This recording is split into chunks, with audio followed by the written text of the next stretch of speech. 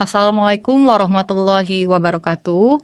Perkenalkan, saya adalah Sifa Alfia SPD. Saya merupakan mahasiswa pendidikan profesi guru dalam jabatan guru tertentu piloting 2 dengan LPTK Universitas Sanatan Dharma Yogyakarta.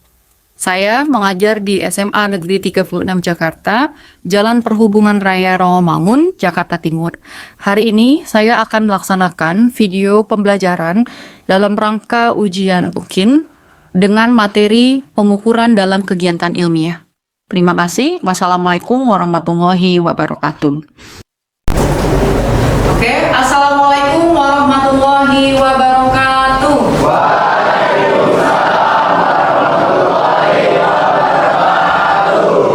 Bagaimana kabarnya hari ini? Baik. Oke, alhamdulillah. Nah, seperti biasanya, sebelum kita memulai pembelajaran hari ini, kita berdoa terlebih dahulu ya. Oke, Bu Siva minta tolong Davina Amira, silahkan dipersiapkan. Baik, sebelum kita memulai pembelajaran fisika pada hari ini, alangkah baiknya kita berdoa terlebih dahulu.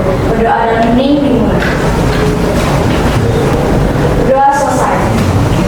Baik, karena hari ini kalian bilang sudah sehat, baik-baik saja ya. Seperti biasa Bu Siva ingin menyapa dulu nih kalian satu-satu. Bu Siva absen dulu ya. Oke, Alia Oktarina, Hadir Bu. Ersa Azlia, Willy Abimanyu. Oke ya. Karena sehat semua hari ini, ada yang tahu hari ini kita mau belajar tentang apa? Ya, Iza. Pengukuran dalam kegiatan ilmiah. Good, pengukuran dalam kegiatan ilmiah. Jadi karena sebelumnya kalian sudah belajar tentang besaran, satuan, dan dimensi, maka hari ini kita masuk ke dalam aplikasi, yaitu pengukuran dalam kegiatan ilmiah.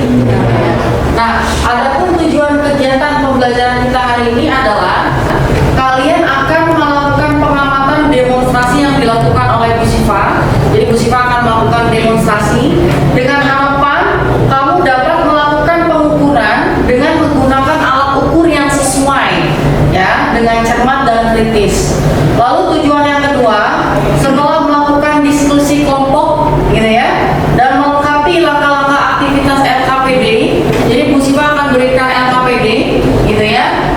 Kita akan bagi ke dalam kelompok. Nanti kamu akan melakukan pengolahan data ya.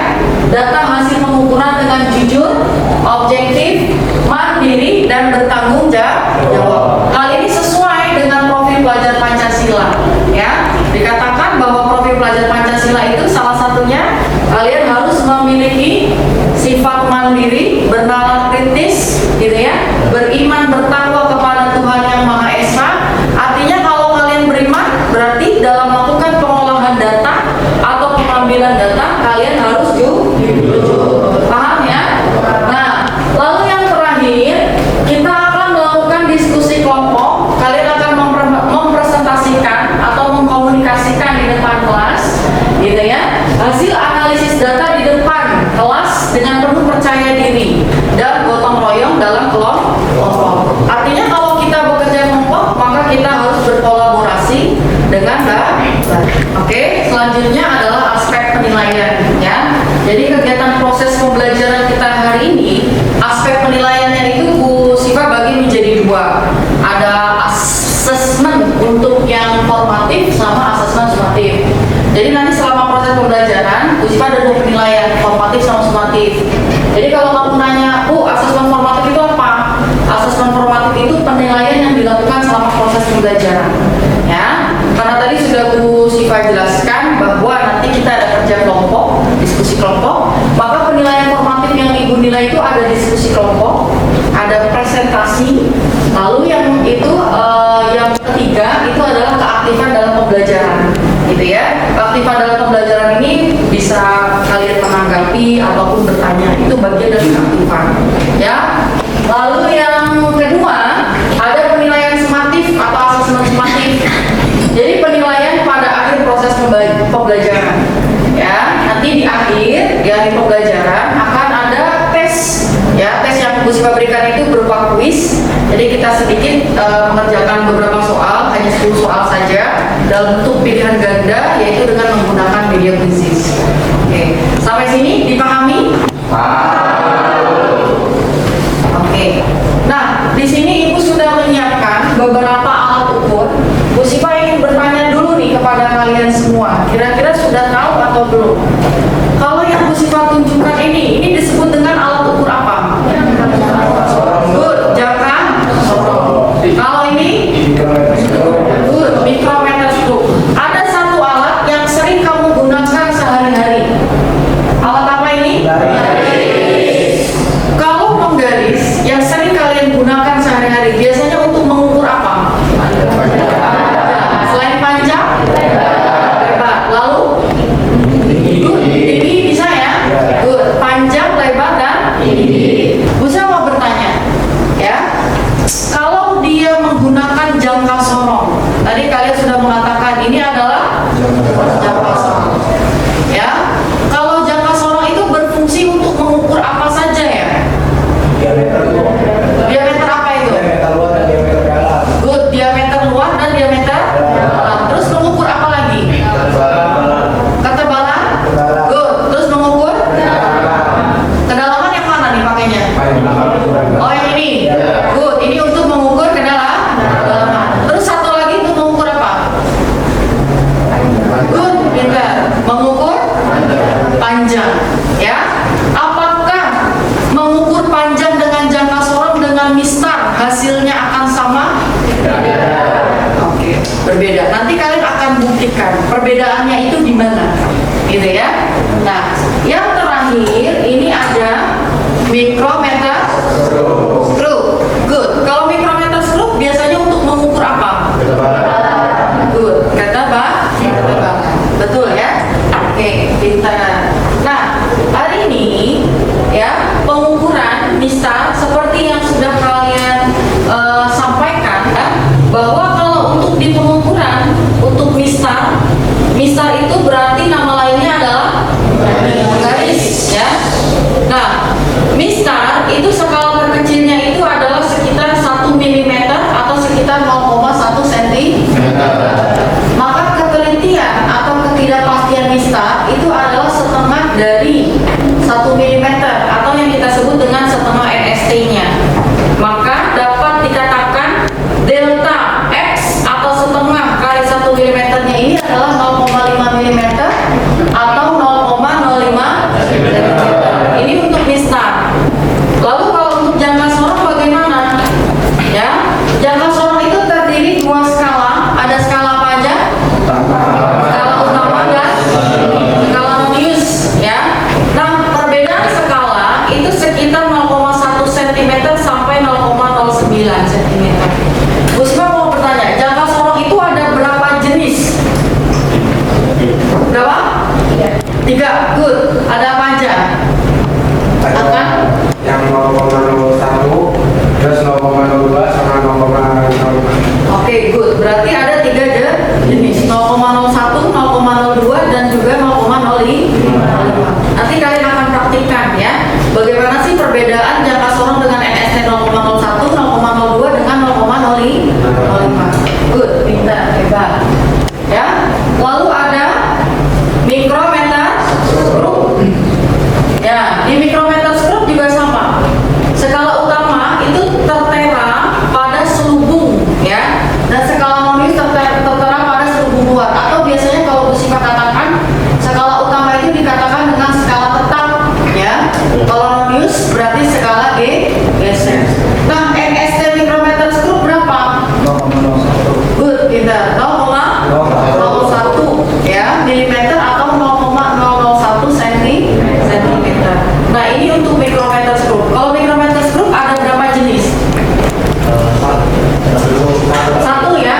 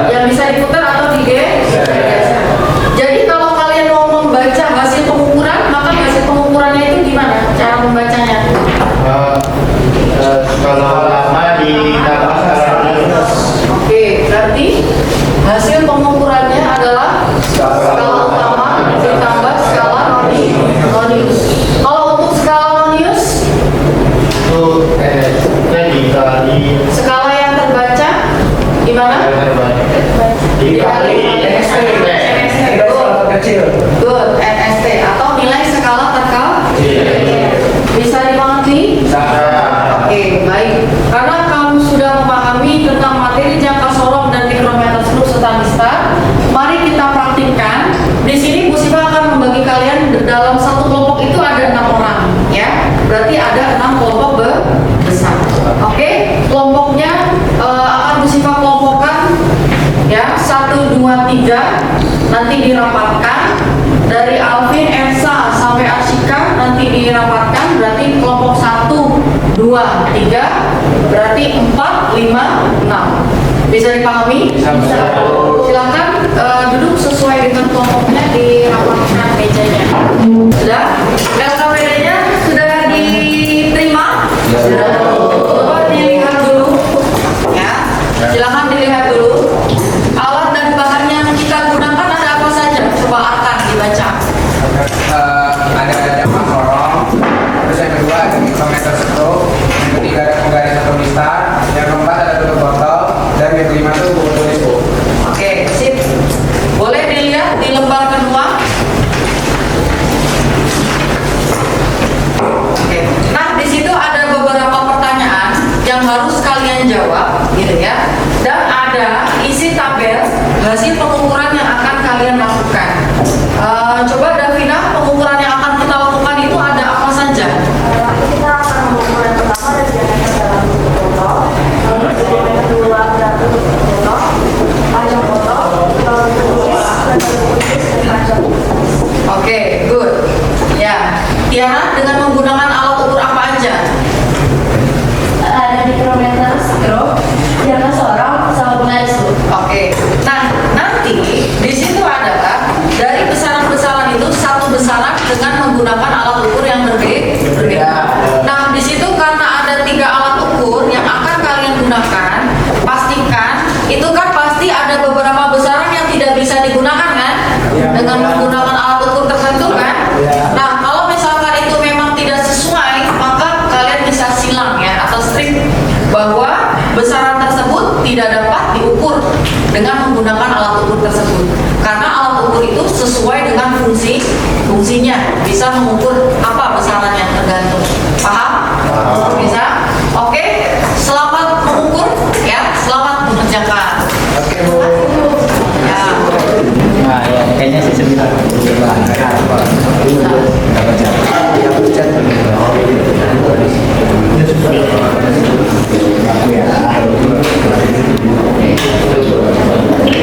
Iya sih, ya kalau apa bisa kebiri kiri. Iya,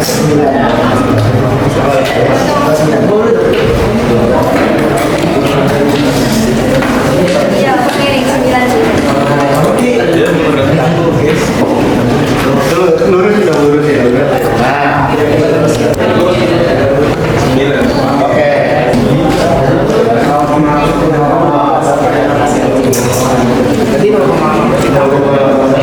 Jadi hasil pengukurannya SU tambah SN. Dia nomor 1 tambah 0,18. Jadi hasilnya hasil pengukurannya 3,28 cm. Oke, jadi kita dapat kesimpulan kalau diameter ruang botolnya diukur menggunakan jangka sorong hasilnya menjadi 3,28 cm guys.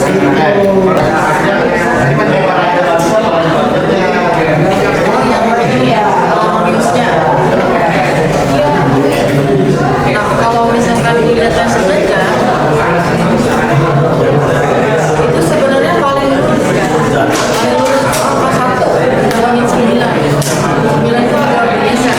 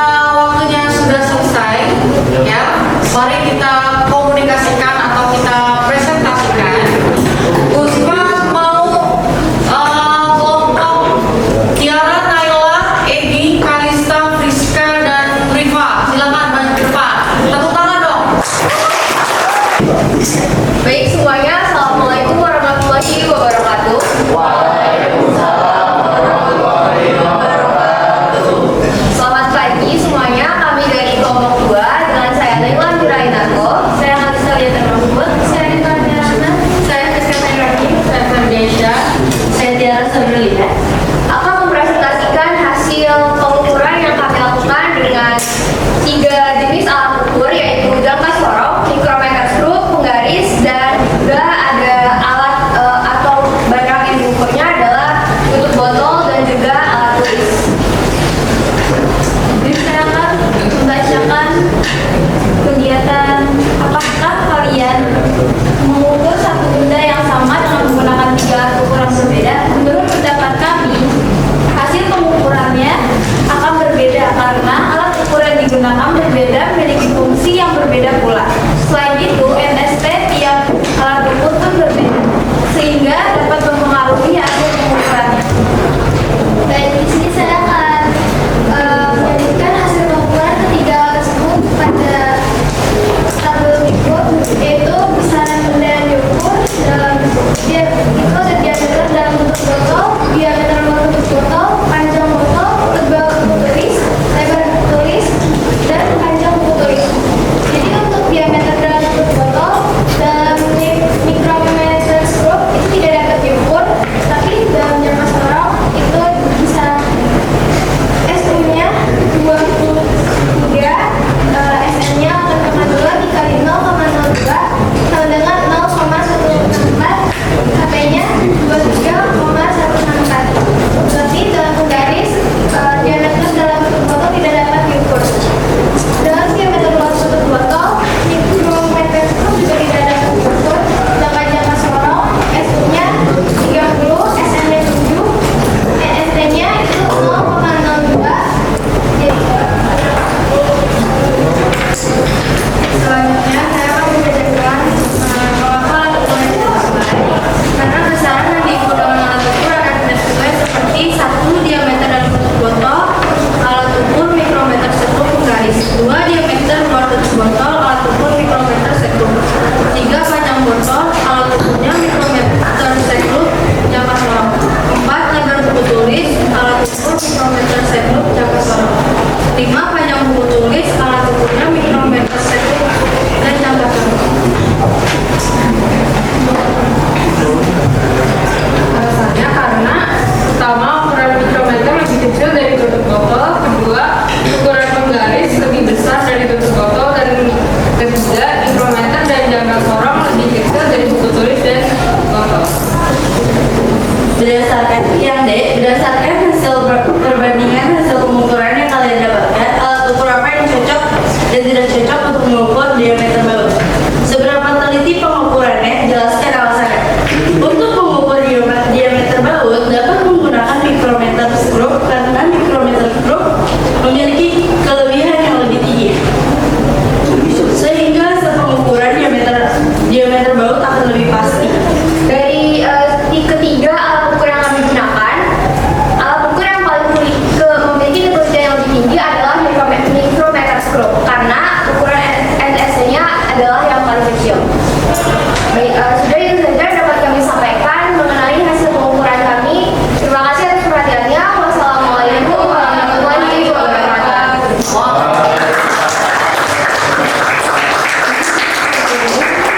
Gimana? Bagus nggak? Ya, jadi memang kalau kelompoknya Naila itu jangka sorongnya sedikit berbeda. Tadi yang Bu Siva sampaikan bahwa jangka sorong jenisnya ada berapa? Ada 3. Karena memang NST-nya itu satuan skala utama sama radiusnya memiliki satuan yang sama. Sama-sama berapa satuannya? Kelompok Naila satuannya berapa jangka sorongnya? 0,02. Ya, 0,02 NST-nya dengan satuan milimeter. Kelompok Davina, dia Aska, Jihan, Arya, dan Kalisa, silakan maju ke depan. Assalamualaikum warahmatullahi wabarakatuh.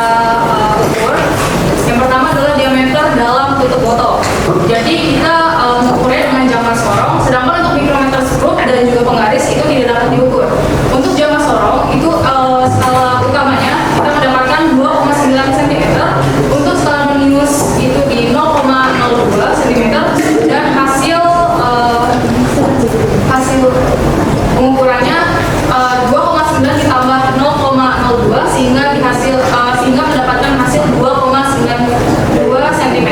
Dan untuk jangka sorong kita mendapatkan NST-nya 0,02. Ya, selanjutnya untuk sebuah buku tulis kita hanya mendapatkan dari mikrometer grup dan garis. Baik, untuk bagian C, berdasarkan aktivitas yang dilakukan, adakah besaran yang diukur dengan alat ukur yang tidak sesuai? Besaran apa saja yang diukur dengan alat ukur yang tidak sesuai? Jelaskan mengapa alat ukurnya tidak sesuai. Tidak ada, semua benda yang telah kami ukur sesuai dengan alat ukur yang seharusnya. Untuk pertanyaan B, berdasarkan hasil perbandingan hasil pengukuran yang kalian dapatkan, alat ukur apa yang cocok dan tidak cocok untuk mengukur diameter baut, seberapa titik pengukurannya, dan jelaskan alasannya. Menurut kami, untuk mengukur diameter baut, alat ukur yang paling cocok ialah mikrometer grup. Alat ukur tersebut memiliki precision yang sangat tinggi dibandingkan dengan alat ukur lainnya, karena akurasi mikrometer grup adalah 0,01 mm. Saya akan menambahkan dari hasil pengukuran yang kami dapatkan. Ini menunjukkan bahwa jangka sorong itu ketelitian lebih tinggi daripada penggaris. Lalu yang tebal buku tulis yang tadi mikrometer sekrup kita mendapatkan 3,01 cm, yang apabila kita konversikan ke milimeter itu akan menghasilkan 0,361 cm. Sedangkan yang penggaris jika kita konversikan 0,5 cm ke milimeter itu akan menghasilkan 0,05 mm. Yang mana ini juga menunjukkan bahwa mikrometer sekrup itu memiliki tingkat ketelitian yang lebih tinggi dari penggaris. Seperti itu. Baik, itu dia pemaparan materi dari kami. Mohon maaf bila ada salah kata. Kami pamit undur diri. Terima kasih. Wassalamualaikum warahmatullahi wabarakatuh. Oke, sampai sini apakah ada pertanyaan? Oke, baik. Kelompoknya Deca dipersilakan. Saya boleh tanya kepada kelompoknya Naila, selaku kelompok 2. Bisa dijelaskan apa yang dimaksud dengan jangka sorong kalian dengan satuan milimeter? Mohon dijelaskan. Oke, jadi saya izin menjawab untuk kelompoknya Deca. Jadi kelompok saya itu jangka sorongnya itu memang satuannya itu dari SU dan juga SN itu dia satuannya milimeter, dan NS-nya pun juga dia 0,02 mm, sehingga hasil dari pengukuran yang kami lakukan hasilnya juga milimeter gitu. Oh, berarti satuan utama kelompok Naila sama satuan utama kelompok saya itu berbeda ya. Jadi satuan utama kelompok saya itu menggunakan cm dan satuan kelompok Naila itu menggunakan milimeter. Tapi skala Noniusnya tetap sama kan, milimeter. Oke, terima kasih kelompok Naila. Nah, oke, baik. Apa yang ditanyakan oleh Deca itu kan bahwa ternyata kelompoknya Naila itu skala utamanya satuannya milimeter ya. Sedangkan kalau kelompoknya Deca skala utamanya satuannya sentimeter. Tapi nanti kalau untuk hasil pengukurannya nih, Bu Siva mau bertanya sama kamu. Jadi nanti di hasil pengukurannya akan memiliki satuan yang sama atau berbeda juga? Berbeda itu maksudnya gimana? Apakah dijadikan sama-sama sentimeter atau sama-sama dijadikan milimeter? Harusnya dijadikan sentimeter, Bu. Ya, harusnya dijadikan sentimeter. Artinya gimana? Artinya kelompok Naila itu kan jangka sorongnya SU-nya satuannya milimeter.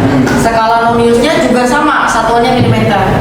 Nanti hasil pengukurannya berarti kan dalam bentuk satuan apa? Satuannya milimeter dulu kan? Baru di akhir dikonversi ke satuan sentimeter. Nah, sama seperti Deca skala utamanya satuannya sentimeter, skala Noniusnya milimeter. Berarti ada yang dirubah dulu ya, baru nanti hasil pengukurannya satuannya sama-sama sentimeter ya. Jadi artinya apa? Artinya di hasil akhirnya akan memiliki satuan yang sama. Bisa dipahami? Bisa. Oke, tadi siapa lagi yang mau bertanya? Oh ya, ini silakan. Saya punya pertanyaan buat kelompoknya Davina. Oke, boleh, silakan. Alat ukur manakah yang lebih teliti jika kita menggunakan jangka sorong dengan NST 0,01 mm sama dengan mikrometer sekrup? Kenapa saya Davina dari kelompok 1 dan saya akan menjawab pertanyaan yang dikemukakan oleh Kimi. Jika kita membandingkan mikrometer sekrup dan jangka sorong dengan NST 0,01 mm, tentu keakuratannya jawaban itu sama ya, sama akuratnya atau sama ketelitiannya. Kenapa? NST itu sama-sama 0,01 antara mikrometer sekrup dan jangka sorong yang dibilang oleh Kimi. Tapi jika kita membandingkan mikrometer sekrup dengan jangka sorong yang sama seperti dirinya Deca atau Naila atau kelompoknya Willy, yang sama mungkin 0,02 mm ya, itu pasti akan berbeda. Karena apa? NST antara mikrometer sekrup dan jangka sorongnya itu berbeda, yang mana mikrometer sekrup itu lebih teliti dari jangka sorong yang memiliki NST 0,02 mm atau 0,02 mm, seperti itu jawabannya. Apakah sudah bisa dipahami? Nah, dari hasil pengukuran ya, pengukuran dalam kegiatan ilmiah yang kalian lakukan hari ini, kira-kira apa saja yang kalian dapatkan hari ini? Coba, raise your hand. Arkan, yang kamu dapatkan hari ini apa? Cara menggunakan jangka sorong, cara menggunakan mikrometer sekrup, cara menggunakan garis. Good, pintar. Cara menggunakannya sama atau berbeda? Beda-beda Bu. Ada yang susah, ada yang gampang. Oke. Ya harus mata kita sih harus bener Bu kalau mau lihat. Good, pintar. Sejajar. Oke, harus sejajar. Kenapa harus sejajar? Kira-kira dari hasil pengukuran yang kamu lakukan, kesalahan-kesalahan apa sih yang dapat kamu temui dalam melakukan pengukuran? Coba. Ya paling kesalahan yang kita tahu itu kan kita masih kelompok kan, itu pasti di salah satu kelompok tuh pasti ada aja yang mau argumennya menang gitu, dan dia sudah menentukan kesimpulan duluan.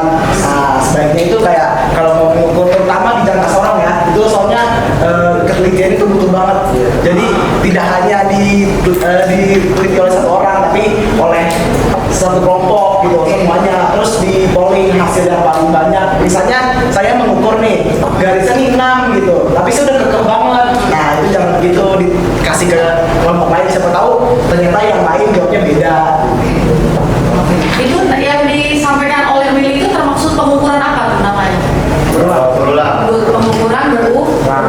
Jadi memang tujuan pengukuran berulang adalah untuk dapat mendekati hasil yang sebenarnya, gitu ya.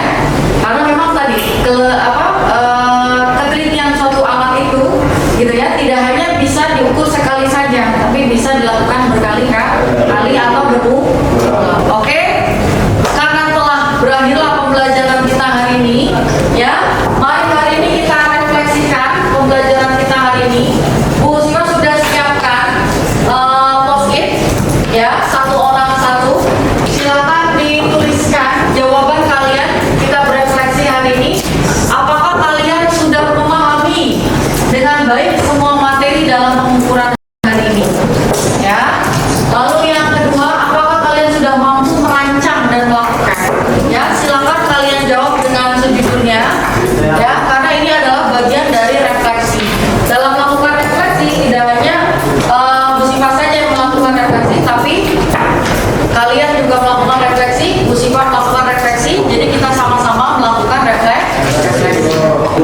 Kalau Bu Siva tanya perasaan kalian, bagaimana perasaan pembelajaran kali ini? Senang ya. Ya.